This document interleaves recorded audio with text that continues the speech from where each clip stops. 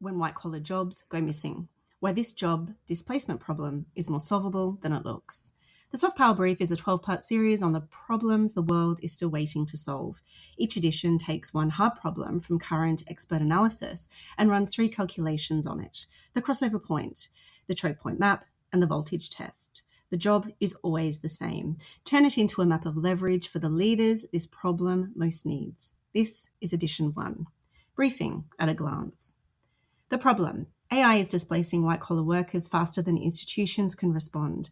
The workers most at risk are mid-career professionals, such as paralegals, accountants, financial analysts, and administrative coordinators, whose skills were valuable 6 months ago and are depreciating faster than any previous technology transition has produced.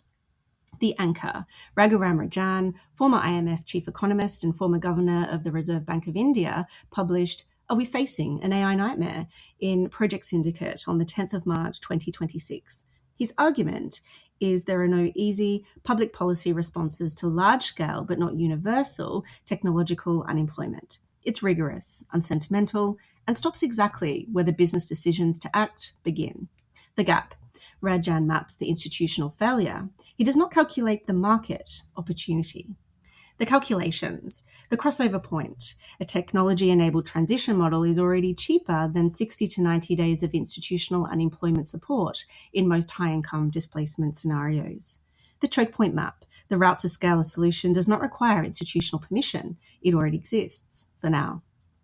And the voltage test: most reskilling programs are built to outlast their funding cycle, not their founding team. That is why many fail when it matters most. The market opportunity: the 3 calculations produce a specific finding: a leader with trusted proximity to displaced workers, independence from platform employment models, and the freedom to define success on the workers' terms holds a comparative advantage no government program and no platform can currently replicate. The window is 18 to 36 months. The problem: Rajan's analysis is a rigorous framing of the AI displacement problem. It maps scenarios without the false comfort of positive-sum institutional solutions and names the failure modes precisely.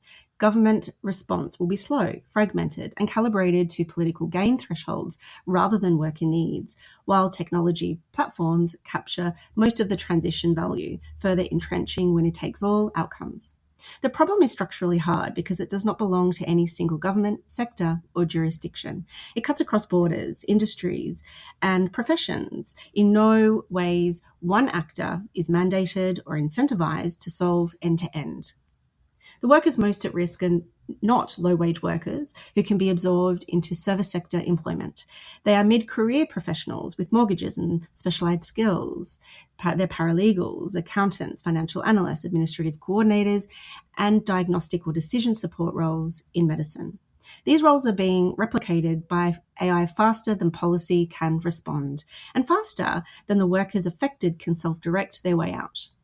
The data is already in the ledger. Middle management postings have fallen sharply. Professional services openings are at decade lows, and roughly 40% of white-collar job seekers in 2024 did not secure a single interview.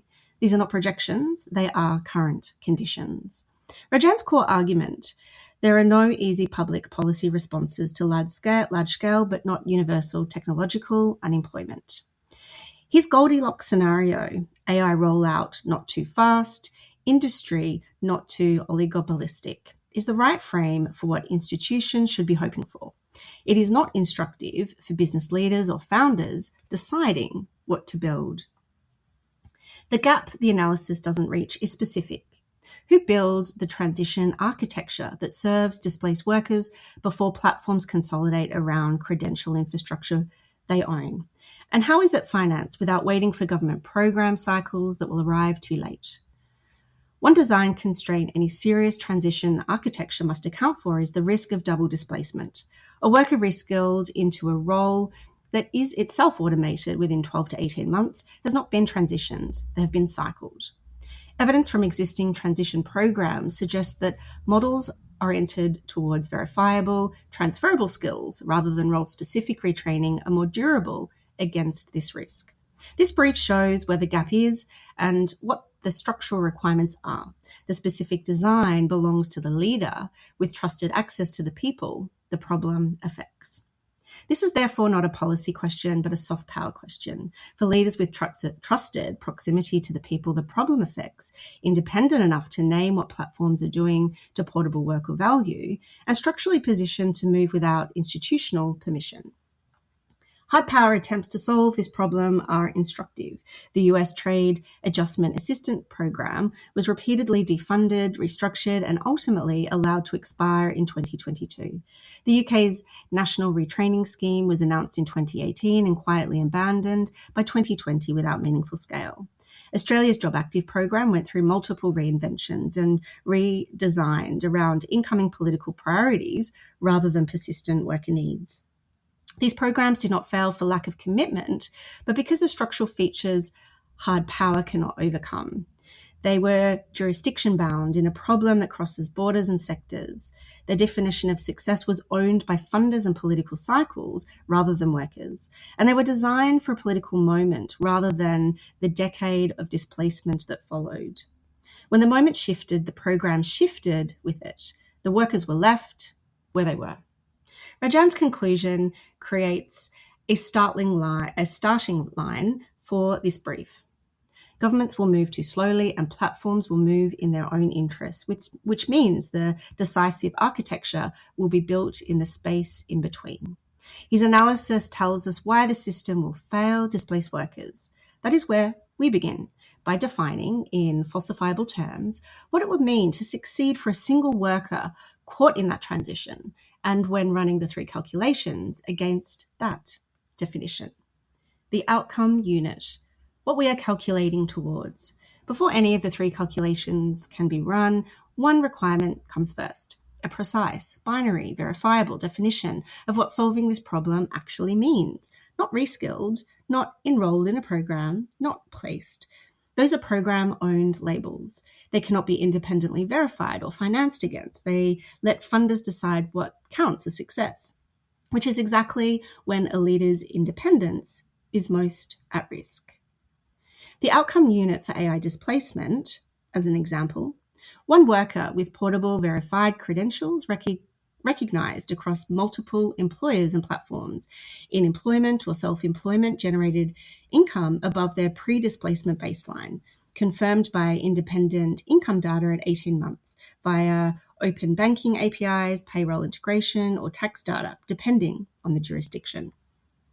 Every word in that definition is load-bearing. Portable means a credential is not locked inside a single platform's ecosystem. Verified means independently confirmed, not self-reported. Recognized across multiple employers means the market, not just the program, has validated it. Income above pre-displacement baselines means genuine recovery, not just activity. Confirmed by independent income data means the outcome is falsifiable. It either happened or didn't, and someone other than the program can check. One important boundary: this outcome unit applies to skill-based roles where competency, not statutory license, determines employability. Paralegals, financial analysts, administrative coordinators, and many diagnostic support roles fall in this category. Statutory license roles, such as qualified lawyers, certified public accountants, signing audits, licensed medical practitioners, face legal constraints that portable credentials cannot bypass. The model described here targets the larger, faster-growing category where the gate is a hiring filter, not a legal requirement. That definition is what the crossover point calculates against. It's what the Chokepoint Map routes towards, and what the voltage test asks whether a model can produce without the founder in the room. Without it, none of the three calculations can produce a number. With it, all three become precise. The three calculations. 1, the crossover point. What it is. The moment a structural solution to a hard problem becomes cheaper than the system's cost of doing nothing. It rests on Wright's law. Costs fall by a predictable percentage with every doubling of cumulative production, which means the crossing point is calculable in advance, not guessed after the fact. The calculation creates two strategic positions. If the crossover has already happened, the question is not whether to act, but why the institution has not adopted the cheaper solution. The gap between what is rational and what is happening is the leader's market position. If the crossover is still ahead but predictable, Wright's law gives you the trajectory and the timeline. The leader who builds the model before crossing it is not early. They are in a position when institutions finally move. Before the crossing, every partnership comes with conditions, every funding relationship carries compromise risk, and institutional gatekeepers hold the leverage. After it, inertia runs the other way. The institution's cheapest option is to adopt what the leader built, and the model is commercially viable by design, not as a side effect of mission.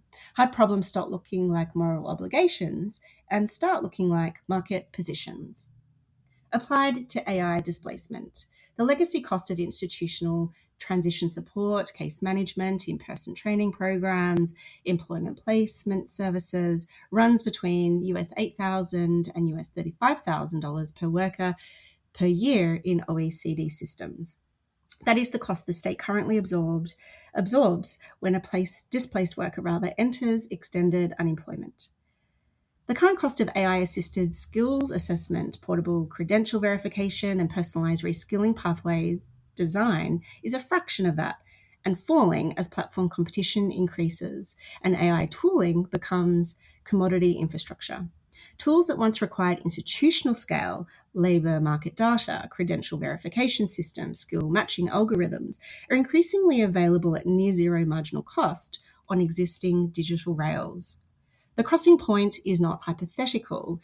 In most high income country displacement scenarios, a technology-enabled transition model is already cheaper than 60 to 90 days of institutional unemployment support.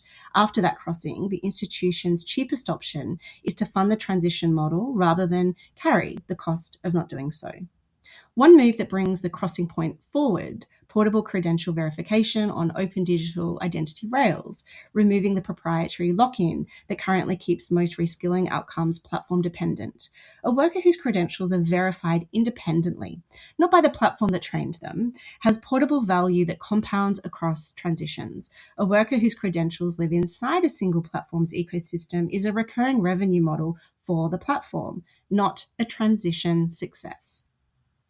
The commercial position at the crossover point, a transition model built on portable credential infrastructure verified by independent income data financed by the savings it produces in institutional unemployment support. That model becomes the rational choice for governments to fund, not because it's mission aligned, but because it's cheaper. That is a market position. Incoming regulatory requirements, including AI Act-style employment provisions and worker data portability frameworks under active consideration in the EU, UK, and Australia, would, if enacted, accelerate the crossing point further. The model does not depend on them. They are additional tailwind, not the engine. 2, the Chokepoint Map. What is it? A map of every point where an institutional actor can slow, veto, or tax the path from one outcome unit to scale. The critical distinction is between structural choke points created by law, physics, or irreducible constraints, the legacy choke points, which persist because of habit, assumption, or incumbents who benefit from treating negotiable gates as permanent ones. In almost every hard problem domain, at least one choke point is treated as fixed 5 years ago, is now negotiable. Applied to AI displacement. People. Access to displaced workers is a legacy choke point. Institutional employment services, unions, and sector-specific bodies are the traditional routes, but not the only ones. Displaced white-collar workers are reachable through professional networks, alumni associations, and peer communities that formed when institutional support proved inadequate. A leader with trusted proximity to those communities does not need institutional permission to reach the people the problem affects. Within this sits a harder sub-dimension, the identity transition. Mid-career professionals whose self-concept is built around a role, a paralegal, financial analyst, diagnostic coordinator, often need to adopt a skills-based identity before they will engage with any program. Trusted proximity means being able to reach workers at that moment, not just after it. Leaders who have navigated identity transitions in adjacent contexts, career pivots, sectoral shocks, or organizational restructures hold an asset no institutional program replicates at the individual level. Money. Transition funding is shifting from structural to navigable. Government unemployment support funds exist, but routing through them attaches conditions that slow innovation. Outcome-based financing, where funders are paid from the savings generated by successful transitions rather than for inputs, makes this choke point navigable for the leaders whose outcome unit is precise enough to contract against. This is why the outcome unit must come first. Imprecise outcomes cannot become outcome financed. Precise ones can. Data. Credential verification and labor market intelligence is the structural choke point, the data that determines which skills are valuable, which credentials are recognized, and which transitions endure is proprietary, held by platforms, staffing agencies, and credential bodies with strong incentives to keep it that way. This is not a legacy habit. It is actively defended. A serious transition model needs a data strategy that either routes around this choke point or builds open infrastructure that makes it irrelevant. That infrastructure already exists. W3C verifiable credentials and the One EdTech Open Badges 3.0 standard allow credentials to be issued, held, and verified without routing through a proprietary platform. A credential built on these standards is controlled by the worker, verifiable by any employer with a compatible reader, and insulated from platform policy changes. The permissionless route is not a theory. It is a technical specification already in production use. Legitimacy. Institutional recognition of new credentials is a legacy choke point being defended on dissolving foundations. Most large employers still filter candidates through credential systems built for a labour market that no longer exists.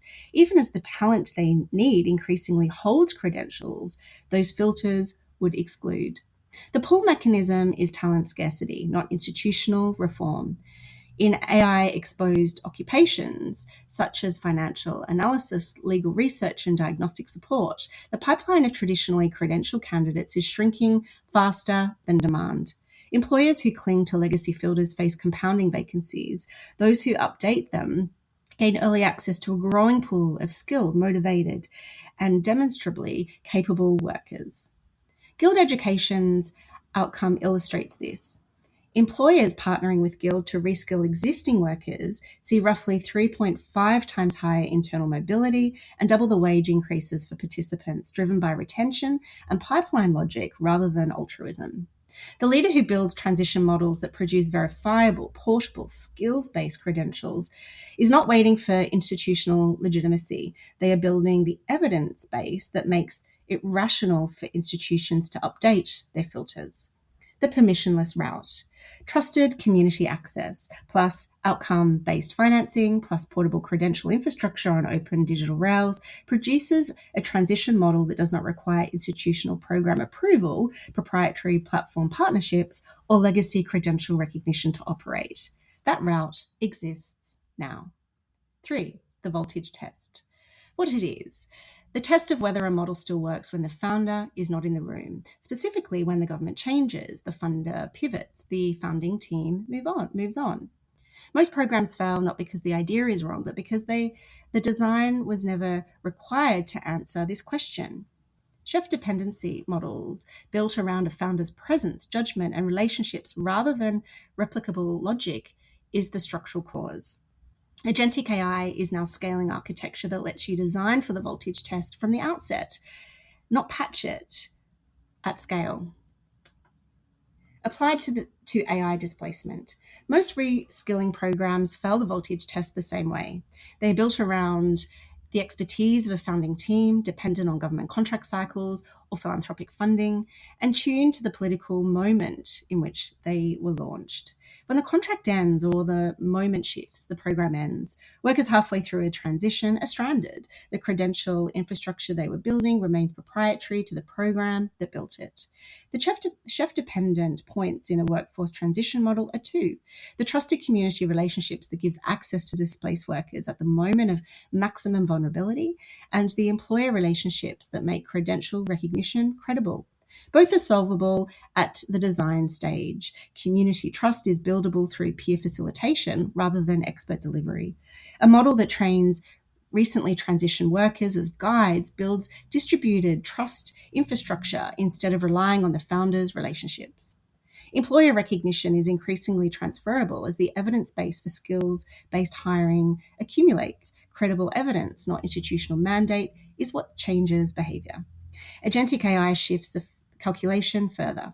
Skills assessment that once required a trained assessor can now be delivered through conversational tools at near zero marginal cost. Personal reskilling pathways design that needed expensive human case management can be operationalized through our AI that adapts to individual circumstances without founder oversight. A model that builds these tools into its architecture from the start is voltage-proof in ways a model built around human expert delivery find harder to achieve. Who is making ground? Organizations are grouped by their relationship to this problem. The distinction matters. It shows what's been proven and what remains to be built.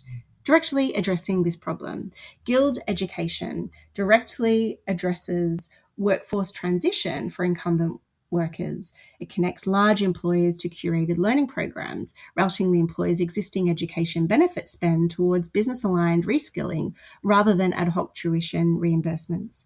In 2024, Guild enabled 60,000 program completions across 1.4 engaged employees, with participants recording wage increases 2 times larger than non-participants and internal career mobility 3.5 times higher. The employer pool mechanism is proven. Retention and pipeline outcomes make the commercial case without requiring institutional mandate or philanthropic subsidy. The structural limit is equally clear. Guild's model is built inside the employer relationship. Credentials are curated to the employer's talent strategy, not portable to the open labour market. A worker whose Guild credentials are tied to their current employer's internal mobility pathways is not holding portable value. They are holding employer-specific value. That distinction matters at the moment of displacement, which is precisely when portability is most needed. Guild demonstrates that employer-financed outcomes verified reskilling is commercially rational. It has not yet solved the portability problem that makes reskilling genuinely protective against displacement rather than merely useful for retention. The structural lesson, employer pull is real and financially quantifiable. The model that combines employer-financed outcomes with open credential infrastructure, not proprietary employment-specific pathways, is the architecture this problem needs, and Guild has not yet built. Opportunity at Work developed the STARS framework, which is the skilled through alternative routes, to make skills-based credentials legible to employers who have historically required 4-year degrees. It is working on the credential recognition choke point for displaced and non-traditional workers directly. The framework is designed to travel without opportunity at work present in every employer relationship. Voltage architecture applied to the legitimacy choke point. Partial proof. This demonstrates the choke point routing argument convincingly. The full voltage test at scale is not yet confirmed. The hard power contrast is direct. Federal credentialing reform in the US, multiple executive orders and legislative pushes to expand skills-based hiring in the federal government has produced limited adoption after a decade of effort. Opportunity at Work achieved measurable employer behavior change by building the evidence base that made updating filters economically rational, rather than by mandating filter updates. Credible evidence, not compulsion, is what moves this choke point. The structural lesson, the legitimacy choke point yields to evidence, not mandate. Soft power that builds open infrastructure changes employee behavior faster than hard power that tries to legislate it. Adjacent domain, structural lesson transfers.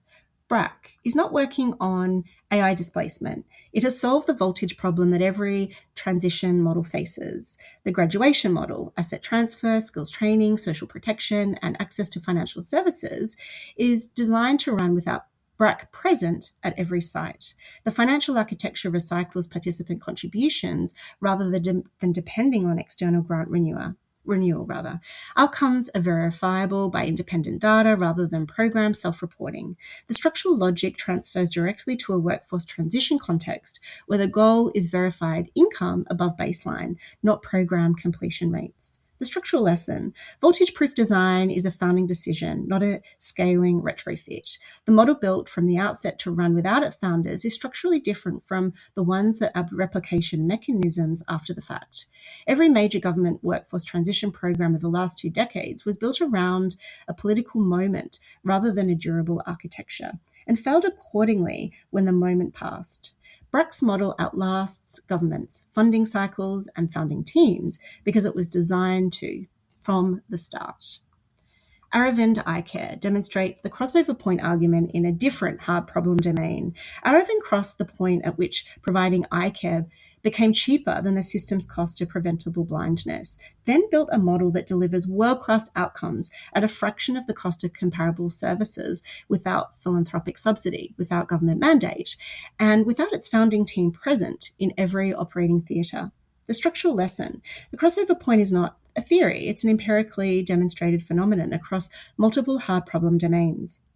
What follows it is a market position, not a mission. Government-funded eye care programs in comparable settings have not achieved Aravind's outcomes despite larger budgets, because the institutional incentive was program delivery, not outcome unit achievement.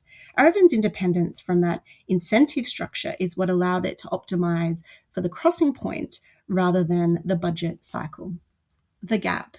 No organization has yet assembled a fully voltage-proof outcome finance workforce transition model built on a portable credential infrastructure serving displaced white-collar workers in the specific occupational categories most affected by AI displacement at the scale the problem requires. The structural lessons exist across the organizations above. The components exist, the architecture that combines them into a self-funding model, one that runs without the institutional contract renewal, without founding presence, without routing through the platforms that currently own the credential infrastructure, has not yet been built.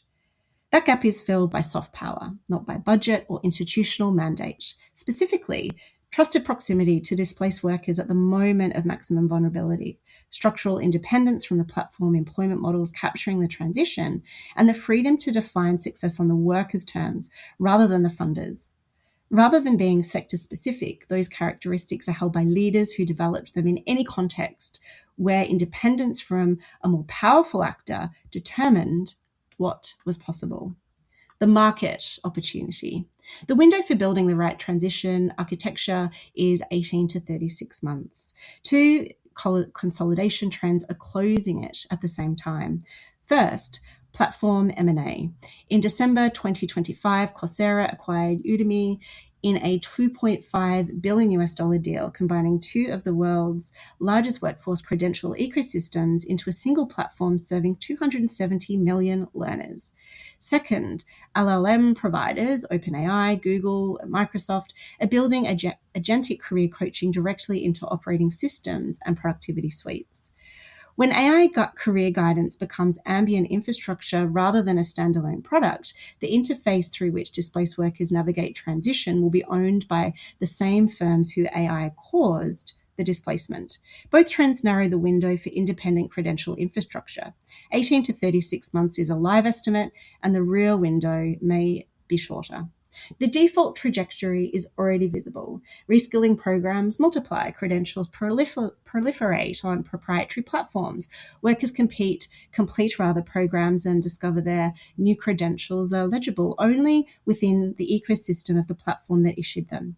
The transition succeeds by the platform's definition of success, continued platform dependency, and fails by the workers, which is portable value and genuine income recovery. That trajectory requires no decision. It is what happens when the leaders who build something different are still routing through the gatekeepers the permissionless route was designed to bypass. The commercial position available to a leader who moves now is specific. A transition model built on the outcome unit defined above with portable credentials, independent income verification, an 18-month baseline is contractable. It can be outcome financed against the savings it produces in institutional unemployment support. It does not require philanthropic subsidy. It does not require government funding approval. After the crossover point, the institution's cheapest option is to fund it. That is not advocacy, that is a market position with a closing window. The architecture that fills this gap does not require institutional permission to build. It requires proximity, independence, and a precise enough outcome unit to finance against. If you hold the first two, the third is where a conversation starts. A three-way distinction helps. A leader with trusted proximity but no structural independence from a platform employment model is a platform partner. Their access serves the platform's interests, not the workers. A leader with structural independence but no trusted proximity to displaced workers is a think tank. Their analysis is credible but not deployable at the moment the problem is actually happening. A leader who holds both is the decisive architecture builder this brief is describing. That position is rare. It is not credential dependent, sector specific, or budget constrained. It is structural. The window is the same for all of us. What we do with it is the decision this series is built around. The gap is mapped. What you bring to it is the next key question. The soft power assessment maps what you're holding. Link is provided in the article. If the result suggests this is your problem to move, that's where I work, mapping soft power against hard problems like this one and finding where the leverage actually sits. This is one of 12 problems. By edition 12, you'll have a clearer picture of where your leverage is highest.